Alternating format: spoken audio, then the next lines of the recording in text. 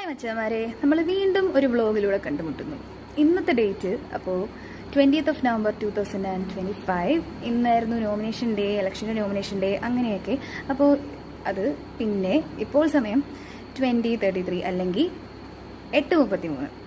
അപ്പോൾ ഞാനിപ്പോൾ ഒരു വ്ളോഗ് എടുത്തതെന്ന് വെച്ച് കഴിഞ്ഞാൽ ഒരു ചെറിയ ചോദ്യം, ചെയ്തുകൊണ്ടിരുന്ന കാര്യങ്ങൾക്കിടയ്ക്കൂടെ വന്ന ഒരു ചോദ്യം.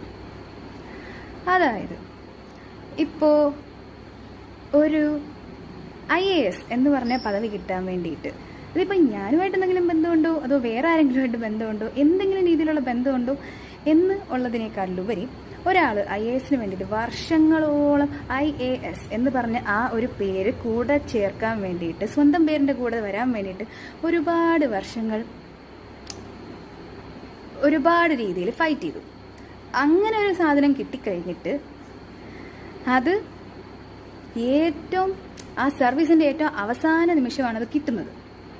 അങ്ങനെ ഒരാളുടെ മകളാണ് എന്ന് പറയാൻ വേണ്ടിയിട്ട്, അങ്ങനെ ഒരാളുടെ മകളാണ് എന്ന് പറയാൻ നേരത്ത് വേറെ ആർക്കെങ്കിലും എന്തെങ്കിലും തെറ്റിദ്ധാരണകളും നിമിത്തമോ സൃഷ്ടിക്കപ്പെട്ട തെറ്റിദ്ധാരണകളോ എന്തെങ്കിലും നിമിത്തം നീ അങ്ങനെ ഒരാളുടെ മകളാണോ എന്ന് ചോദിക്കാൻ നേരത്ത് ആക്ച്വലി അത് അഫക്റ്റ് ചെയ്യേണ്ട ആവശ്യമുണ്ടോ?